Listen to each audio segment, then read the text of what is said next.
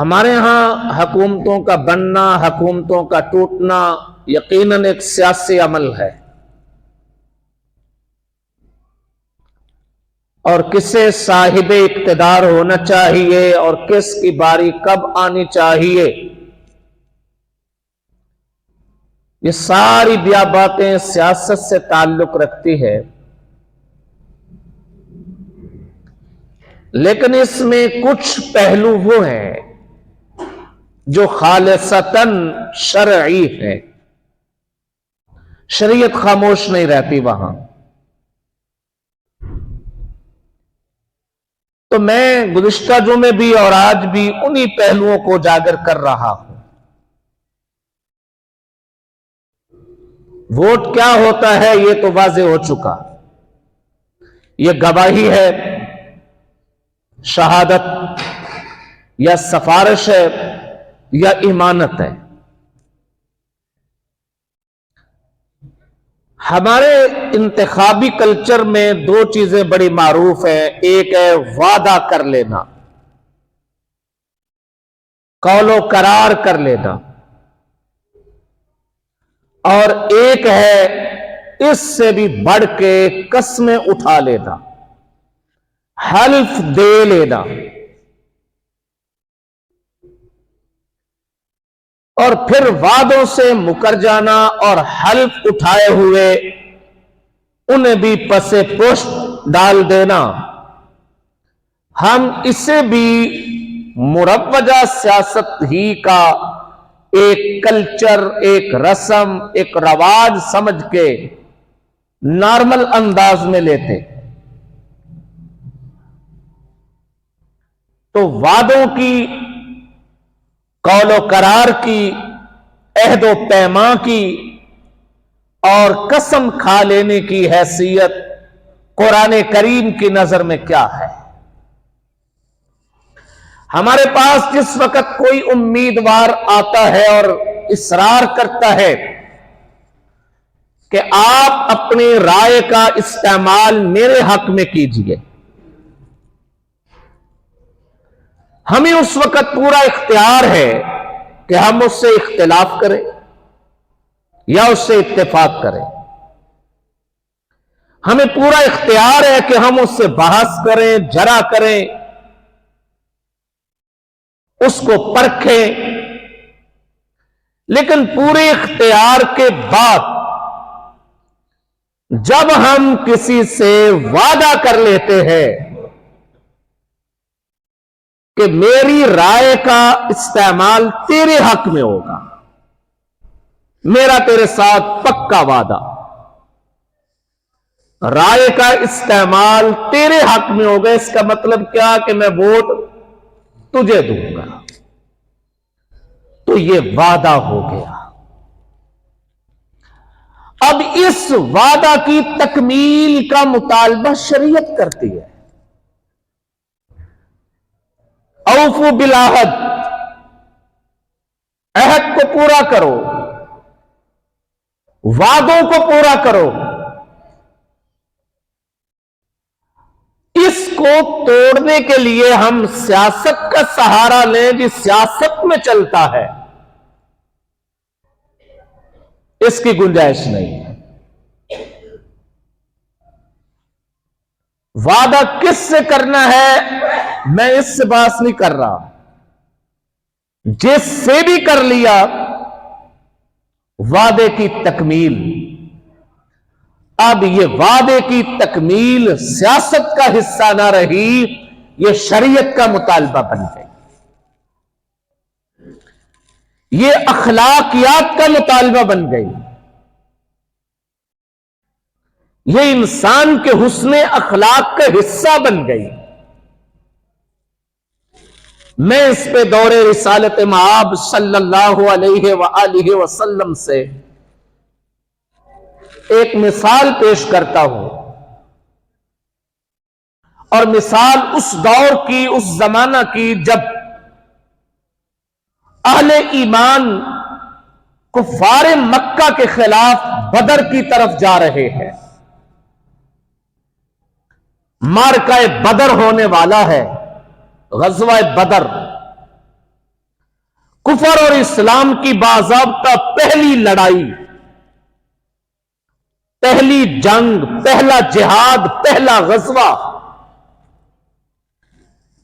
جسے قرآن کریم نے یوم فرقان بھی کہا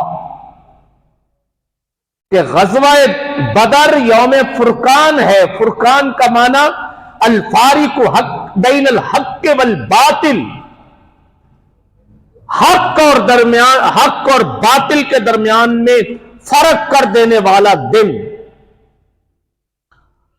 اور قرآن پاک نے غزوہ بدر کا تذکرہ تفصیل سے کیا، وَلَقَدْ نَصَرَكُمُ اللَّهُ بِبَدْرٍ وَأَنْتُمْ أَذِلَّةٌ۔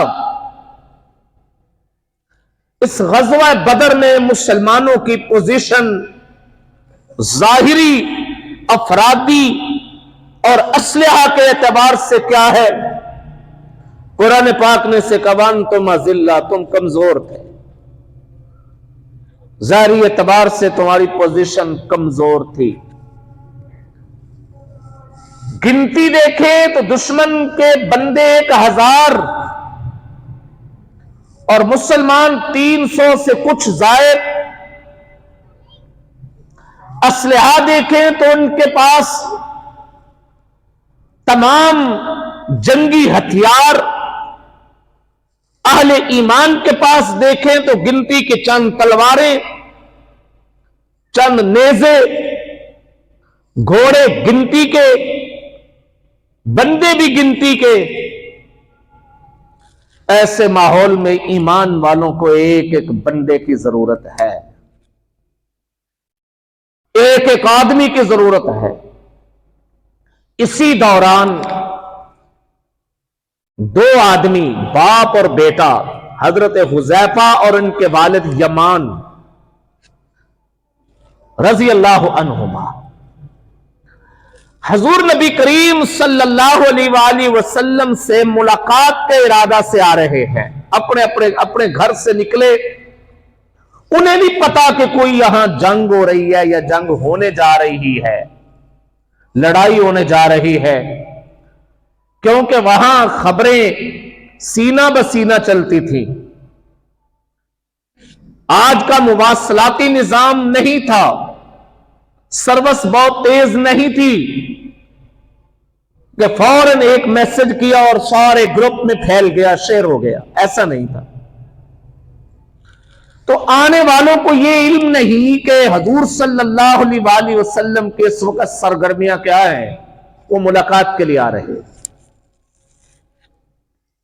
راستے میں انہیں پکڑ لیا اس لشکر نے جو ابو جہل کا لشکر تھا۔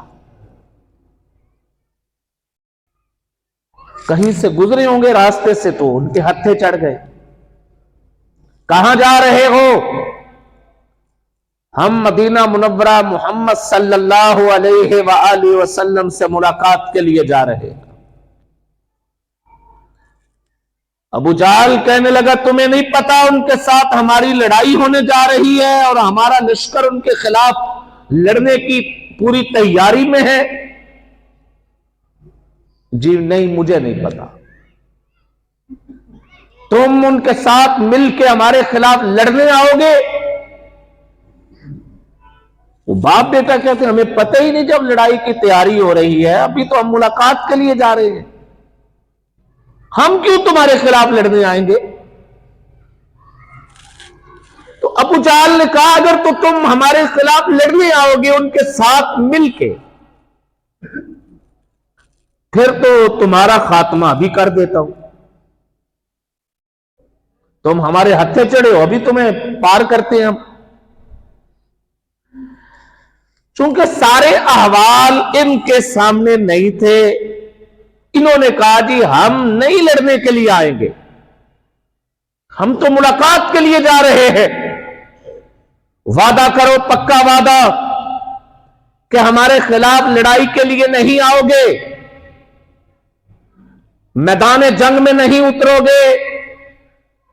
انہوں نے وعدہ کر لیا کہ اگر تمہاری نبی کریم صلی اللہ علیہ وسلم سے لڑائی ہوتی ہے بدر کے میدان میں یا جہاں کہیں بھی اسی دوران، تو ہم ملاقات صرف حضور صلی اللہ علیہ وسلم سے کریں گے، ان کے ساتھ مل کے تمہارے خلاف لڑنے کے لیے نہیں آئیں گے۔ خیال یہ ہوا کہ یہاں سے ایک دفعہ جان تو چھڑائیں، ہم ملاقات کے لیے جا رہے ہیں اور اگر انہی کے ہتھے یہی مارے گئے تو ملاقات تو رہ گئی۔ وعدہ کر کے چلے گئے۔ حضور نبی کریم صلی اللہ علیہ وآلہ وسلم سے ملاقات ہو گئی۔ اسی ملاقات میں ایمان قبول کر لیا، نبی پاک صلی اللہ علیہ وآلہ وسلم کے صحابی بن گئے، آقا کے ہاتھوں میں ہاتھ دے دیا اور آپ عرض کرنے لگے، یا رسول اللہ صلی اللہ علیہ وسلم، آپ بدر میں کفار کے خلاف لڑنے کی تیاری میں ہیں، میرا بھی جی چاہتا ہے آپ کے ہمراہ ان کے خلاف لڑنے جاؤں، اور ساتھ ہی درمیان میں پیش آنے والا واقعہ بھی سنا دیا کہ ہم راستے میں پکڑے گئے اور ابو جہل نے ہم سے قول و قرار لیا کہ ہمارے خلاف لڑنے کے لیے نہیں آؤ گے، ہم اس سے وعدہ کر کے آ گئے ہیں، لیکن وہ تو ابو جہل کے ساتھ وعدہ ہے،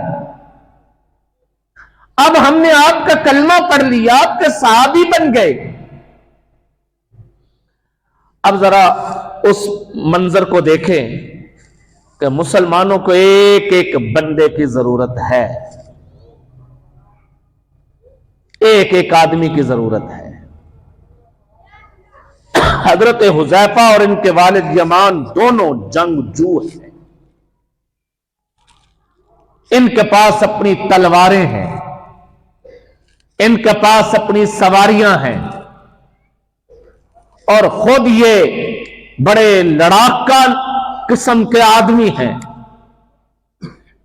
فنون حرب یعنی جنگی فن سے واقف ہیں۔ ایسے آدمیوں کی ایسے موقعوں پہ ضرورت ہے کہ نہیں ہے؟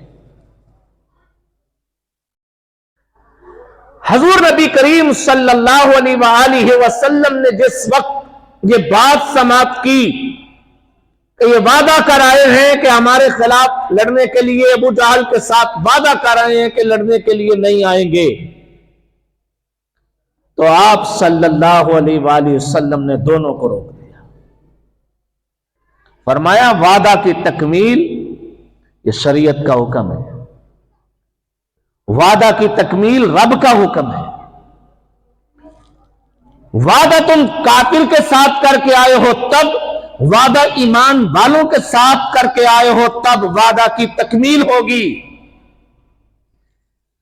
باقی صحابہ تو بدر کے میدان میں اترے، لیکن یہ دونوں حضرت حذیفہ اور ان کے والد یمان پوری طرح جنگجو ہونے کے باوجود بدر کے میدان میں نہیں آئے۔ تو آج کا ہمارا سیاسی عمل کیا اس سے بڑی جنگ ہے، جس کی خاطر ہم اگر ایک امیدوار سے وعدہ کر لیں تو اگلا آئے تو پچھلا وعدہ ٹوٹا، اس سے اگلا آئے تو وہ ٹوٹا، اس سے اگلا آئے تو وہ ٹوٹا، دن میں 5 بار آئے 5 امیدوار تو 5 وعدے ہو گئے۔ آج کا سیاسی عمل، آج کا انتخابی عمل کیا یہ اس سے بڑھ کے جنگ ہے؟ تو ہمارے سیاسی کلچر میں جو وعدہ شکنی، وعدہ کرنا بھی اور وعدہ توڑنا بھی، جو آج کا کلچر بن چکا ہے اور اسے ہم ایک سیاسی عمل کہہ کے اس کو نظر انداز کرتے ہیں، اس سے کوئی گناہ نہیں ہوگا، تو ایک تو اس پہلو پہ توجہ دلانی ہے۔ یہ کیا ہے؟ ہر کسی سے وعدے بھی نہ کرو، اور کر لو تو پھر پورا کرو۔ یہ پورا کرنا سیاست کا تقاضا ہو تو ہو، لیکن اس سے پہلے کس کا تقاضا ہے؟ شریعت کا، انسانی اخلاقیات کا۔ आला तरीन औसाफ का, महासिन का, कि हजूर नबी पाक सल्लल्लाहु अलैहि वसल्लम ने इसकी तालीम दी है, अपने किरदार से इसको वाज़े किया है, खोला है। तो ये वादा तो वो है जो वोटर करता है अपने उम्मीदवार से, और एक वादा वो है जो उम्मीदवार करते हैं अपनी आवाम से, अपनी पब्लिक से। उसकी तरफ बात में जाते हैं, मैं दूसरी चीज की तरफ तवज्जो दिलाऊं। इससे बढ़ के जो कसम खा ली जाती है, कसम का मसला भी समझ लीजिए। कसम तीन तरह की होती है। एक कसम वो है जो गुज़िश्ता किसी वाकया के होने या ना होने पे कसम खाई जाए। गुज़िश्ता किसी वाकया के होने या न होने पे, इसने चोरी की, कसम खा के कहता है नहीं की। जी उसने शादी की, कसम खा के कहा नहीं की। ऐसी कसम को शरीयत की इस्तिलाह में यमीन गमूस कहते हैं। यमीन गमूस का मतलब होता है, गमूस कहते हैं डुबकी लगाना, गौता लगाना, कि ये झूठी कसम खाने वाला बंदा गुनाह की दलदल में डूब जाता है। हजूर नबी पाक सल्लल्लाहु अलैहि वसल्लम से पूछा गया, अल्लाह के नबी, मल कबाइर, कबीरा गुनाह कौन कौन से हैं?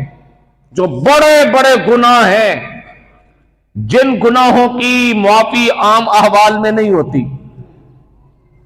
बड़े बड़े गुनाह, हजूर सल्लल्लाहु अलैहि वसल्लम ने भी फरमाया, इज्तनिबुल कबाइर, कबीरा गुनाहों से बचो। एक हदीस में आया कि वो 7 हैं, एक में तज़किरा आया कि वो 9 है, मुख्तलिफ रवायात। तो उन कबीरा गुनाह में एक गुनाह है झूठी कसम खा लेना। इस झूठी कसम का कफारा भी कोई नहीं। कफारा का मतलब आप समझते हैं क्या होता है? कफारा का मतलब है जो हो चुका उसकी तलाफी कर देना, जो हो चुका उसकी तलाफी कर देना। मामूल के कामों की तलाफी तो हो जाती है, लेकिन कुछ ऐसे हैं जिनके लिए हम लफ्ज बोलते हैं नाकाबिले तलाफी नुकसान हुआ। नाकाबिले तलाफी यानी ऐसा नुकसान हुआ जिसकी तलाफी हो ही नहीं सकती। तो यमीने गमूस इतना बड़ा गुनाह है कि बंदा कहे मैं कफारा दे के इसकी तलाफी कर दूं, तो इसकी तलाफी कफारे की शक्ल में है ही नहीं। इसका कोई कफारा नहीं होता यमीने गमूस का। और दूसरी कसम होती है जिसे यमीने मुनाकिदा कहते हैं। यमीने मुनाकिदा का मतलब है कि बंदा आने वाले वक्तों के अंदर किसी काम के करने की कसम खा ले या किसी काम के न करने की कसम खा ले। करने की कसम खा ले, जी मैं कसम खा के कहता हूं वोट आपका, ये कसम खा ली करने की। या कसम खा के कह ले, जी मैं अल्लाह की कसम खा के कहता हूं, कुरान पे हल्फ दे के कहता हूं मैं फलाने को वोट नहीं दूंगा, दूंगा या नहीं दूंगा, हल्फ कसम खा लेता है। इसे कहते हैं यमीने मुनाकिदा। ये मैं वोटों की मिसाल क्यों दे रहा हूं? हालांकि मिसालें तो ये भी हो सकती है, कसम खा के कहता हूं फलां जगह रिश्ता नहीं करूंगा, कसम खा के कहता हूं फलां से कारोबार नहीं करूंगा, कसम खा के कहता हूं फलां की दुकान पे नहीं जाऊंगा। ये वोटों की मिसालें क्यों? तो बड़ा जवाब वाज़ेह है कि मैं ये मौजू छेड़ ही किस लिए रहा हूं? इंतखाबात के पस मंजर, कि हमारे इंतखाबी कल्चर में कुछ चीजें वो शरीयत का हिस्सा है, लेकिन हम उसे सियासत के नाम पे नजरअंदाज करते हैं, उनको तोड़ देते हैं, उनको अहमियत नहीं देते। कौलो करार को बदलना कोई अहमियत नहीं, कस्में खा के कस्मों को तोड़ना कोई अहमियत नहीं। क्यों? वो छोड़ो जी, ये सियासी वादे हैं, वो छोड़ो जी, ये सियासी कस्में हैं। तो मैं इसलिए मिसाल भी सियासत के और वोट की दे रहा हूं। ये जो यमीन मुनाकिदा होती है, इसका मसला यह है कि अगर किसी शख्स ने कसम खा ली किसी काम के करने की, वो काम अगर जिसके करने की कसम खाई है अगर गुनाह का है, गुनाह का काम है, बंदे गुनाह के पर भी कसमें खा लेते हैं। जी मैं आपके साथ मिलकर शराब पीऊंगा, माज़अल्लाह ताला, डांस देखने जाएंगे और नहीं तू नहीं आएगा, मैं कसम खाता हूं जी आऊंगा, यूं कसमें खा लेते हैं। तो जिस बात पे, जिस अमल पे कसम खा रहा है कि ये करूंगा, अगर वो गुनाह है तो फिर कसम नहीं पूरी करनी, कसम को तोड़ना है। कसम पूरी नहीं करनी, क्या करना है? तोड़ना है। तोड़ दे उस कसम को। और अगर वो काम नेकी का है तो फिर ना तोड़े, उसे पूरा करे। लेकिन दोनों सूरतों में, गुनाह नेकी का हो तब, या गुनाह वो अमल नेकी का हो तब, वो अमल गुनाह का हो तब, अगर कसम तोड़ दी तो उस पर कफारा आता है, वो कसम का कफारा देगा। किसी से वादा कर लिया कि वोट तुम्हें दूंगा, नहीं दिया, कसम तोड़ दी, तो उसका कफारा उसके जिम्मे लाजिम है कि कफारा अदा करे। अगर कफारा नहीं देता तो गुनहगार है, सख्त गुनहगार है। अब ये कसमें तोड़ाने वाले, वो छोड़ो जी कसम तोड़ दें, आप इन्हें कहे साहब कफारे का इंतजाम करो, कफारे का इंतजाम करो। अच्छा अजीब कल्चर है। एक उम्मीदवार अगर आपको आके कहे ठीक है आपने अगर पहले से कसम खाई हुई है किसी और के साथ, तू कसम तोड़ दे, मैं कफारे की रकम मैं दे दूंगा, तुझे दे दूंगा, तू कफारा दे देना। उस पगले को यह भी तो समझना चाहिए अगर मैं कफारे का रास्ता खोल रहा हूं तो तीसरा आएगा वो मेरी कसम का कफारा दे जाएगा। बहरहाल कसम तोड़ने पे क्या लाजम आएगा? कफारा। वो कसम वोट देने लेने की हो तब भी कफारा। कफारा क्या होता है? कफारे का माना तो मैंने पहले बतला दिया कि तलाफी। ये कसम है, इसकी तलाफी करे, गुनाह किया इसने तोड़ के। इसका कफारा 3 सूरतों में से कोई सूरत है। एक सूरत 3 रोजे रखे मुसलसल, 3 रोजे, ये एक कसम का कफारा है। और दूसरी सूरत 10 मिस्कीनों को 2 वक्त का खाना खिलाए। 10 मिस्कीनों को 2 वक्त का खाना खिलाए, वो खाना जो मुतवस्सित दर्जे का है। और तीसरी सूरत उन्हें लिबास पहनाए, उनका सतर ढांपे और या गुलाम आजाद करे। आज पूरी दुनिया में गुलामी सिस्टम खत्म हो चुका है। जो शख्सी और जाती गुलामी है वो पूरी दुनिया में खत्म है, कोई गुलाम नहीं। जो गुलामी का लफ्ज हम बोलते हैं ना, हम कोई गुलाम है या पूरी कौम गुलाम है, फलां की गुलाम है, कोई अमेरिका का गुलाम है तो कोई हिंदुस्तान का गुलाम है, कोई किसी का, यह सियासी गुलामी होती है। शरई गुलामी, जिस गुलामी के ऊपर आके बंदे से हज का हुक्म उठ जाता है कि हज उस पर फर्ज नहीं। शरई गुलामी जहां जाके बंदे पर कुर्बानी करने का हुक्म उठ जाता है, जिहाद का हुक्म उठ जाता है, जुमा पढ़ने का हुक्म उठ जाता है, ईदें पढ़ने का हुक्म उठ जाता है, उस तरह की गुलामी का कोई बंदा यहां गुलाम नहीं है। तो गुलाम आजाद करना, यह तो हो गया हमारे यहां 2 चीजें, जो एक कौलो करार और एक हल। اگر حلف کسی کو دے دیا ہے تو اسے پورا کرے، اور اگر سمجھتا ہے کہ یہ بندہ ہی ٹھیک نہیں، بعد میں پتا چلا کہ یہ کرپٹ آدمی ہے، غلط ہے، میں اسے ووٹ دوں گا تو گناہگار ہوں گا، تو قسم توڑ دے، لیکن توڑنے کے بعد کفارہ پھر بھی دینا ہوگا، کفارہ پھر بھی دینا ہوگا۔ ایک تیسرا کلچر جو رواج پا چکا ہے گلی محلے سے لے کے ایوان بالا تک، گلی محلے سے لے کے ایوان بالا تک، وہ ہے اپنی رائے کسی کے حق میں استعمال کر کے اس کی قیمت وصول کرنا، اس کے پیسے وصول کرنا، جسے ہمارے ہاں کہتے ہیں ووٹ بیچنا، ووٹ بیچنا۔ یہ ووٹ بیچنے کا جو کلچر ہے یہ گلی محلے سے شروع ہوتا ہے۔ گلی محلے والا کتنے میں بیچ دے گا؟ 2000 میں، 4000 میں، 5000 میں۔ یہ اپنی غربت کے ہاتھوں بیچتا ہے، یہ اپنی غربت کے ہاتھوں بیچتا ہے، اپنے فاقہ کشی کے ہاتھوں بیچتا ہے۔ لیکن اس سے بڑھ کے جو بیچنے والے ہیں، اس کے تاجر اور ووٹ کی تجارت کرنے والے،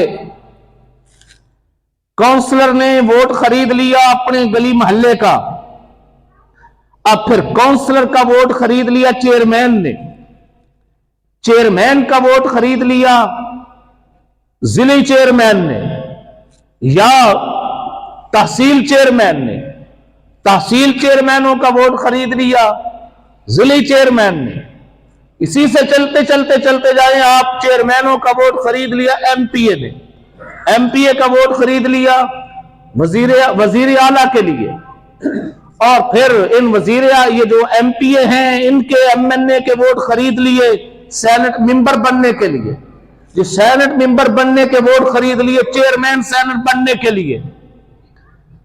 وہ جو تجارت ہوتی ہے نا، وہ تجارت جو انتہائی بدقسمتی سے، انتہائی بدقسمتی سے جو ہمارے ملک میں آ گئی ہے، ایسی تجارت کر کے کوئی قوم یہ سمجھے کہ میرا ملک بہتر ہو جائے گا، وہ یہ سمجھے کہ یہاں کوئی تبدیلی آ جائے گی، وہ یہ سمجھے کہ ہم کچھ آگے ترقی کی طرف چل پڑیں گے، یہ تجارت کر کے، یہ تجارت شراب کی تجارت سے بدتر ہے، یہ تجارت اس کوٹھے پہ بیٹھی ہوئی فاحشہ عورت جو اپنے جسم کی نیلامی کرتی ہے اس سے بدتر ہے۔ یہ قوم کو بیچنا ہے، یہ قوم کے سوداگر ہے، یہ سوداگری قوم کی تقدیر کی سوداگری ہوتی ہے، یہ سوداگری اپنے ملک کو بیچنے کی سوداگری ہوتی ہے۔ ہم اس فاحشہ خاتون کو تو نگاہ بد کے ساتھ دیکھتے ہیں، یہ بری عورت ہے کہ وہ اپنا جسم بیچتی ہے، اس نے اپنا جسم بیچا ہے اپنی بھوک مٹانے کے لیے، اور یہاں پوری کی پوری قوم کے ضمیروں کو بیچ دیا جاتا ہے اپنے مفادات کی خاطر۔ بولیے کون سا بڑا سوداگر بدتر ہوا؟ یہ سوداگر۔ تو ہمارے انتخابی کلچر کا بدترین پہلو ووٹوں کی سوداگری ہے۔ یہ ووٹوں کی سوداگری گلی محلے سے ہو تب بری ہے، اس سے اوپر جا کے ہو تب بری ہے۔ یہ اگلی جمعرات کو آپ کے ووٹ ہو رہے ہیں، الیکشن ہو رہا ہے، اس کے بعد پھر دیکھنا کس طرح یہ تجارت کریں گے اور خریدیں گے بندوں کے ضمیر، کس طرح انسانوں کی بولیاں لگیں گی، ان کے عہدوں کی بولیاں لگیں گی۔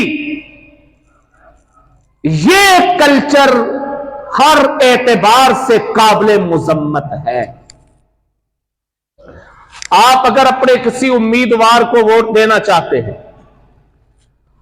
آپ اس سے یہ عہد و پیمان لیں، جی آپ میری گلی بنوائیں گے، آپ میری سڑک بنوائیں گے، आप मेरा थाने कचहरी का काम करवाएंगे, आप मुझे परमिट लेके देंगे।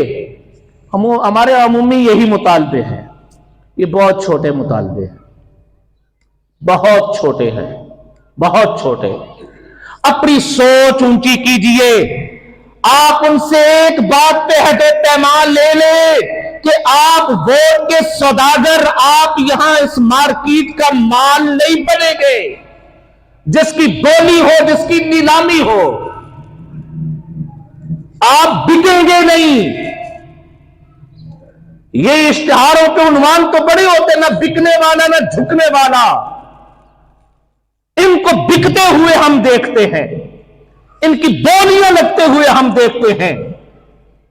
ये बिकने वाले जिनकी नीलामियां लगती हैं, ये हमारे सामने आके खड़े हो, हम बाकिरदार हैं। चुप है ऐसी नीलामी के ऊपर। जिस हल्के का उम्मीदवार वो ये आपसे अहद व पैमान करे मैं बिकूंगा नहीं, ये कल्चर मुतारफ कराइए।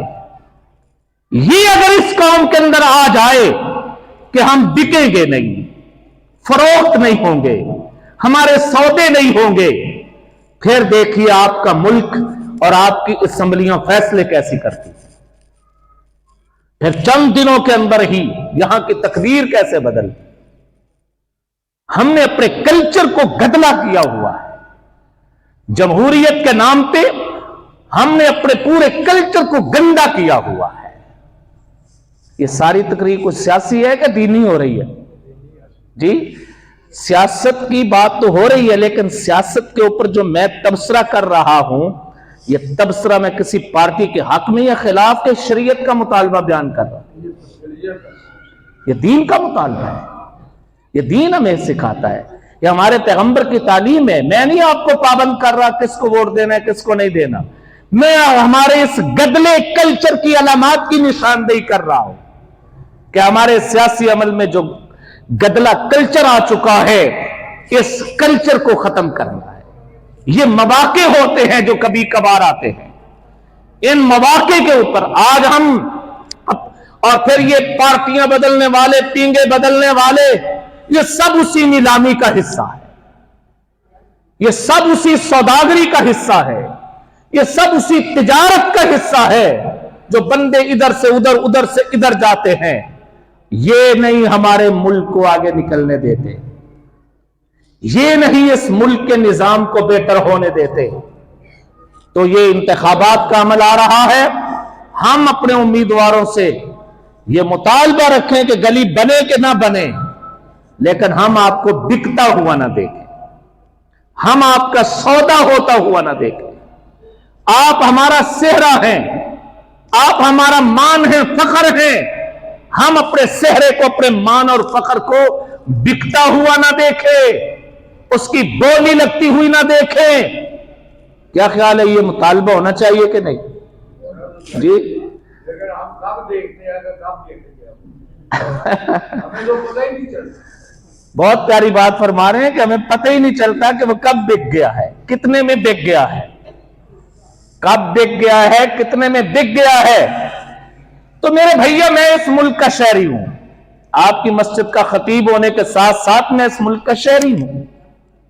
मेरी आईडी इस मुल्क की बनी हुई है, मुझे खुद वोट देने का हक है। तो जब हक है तो मैं अपने इस निजाम के ऊपर, इस गदले निजाम के ऊपर तबसरा करना भी अपना हक समझता हूं। हमारे इस इंतखाबी कल्चर की और भी बहुत सारी खराबियां हैं जिन पर बहुत कुछ गुफ्तगू हो सकती है।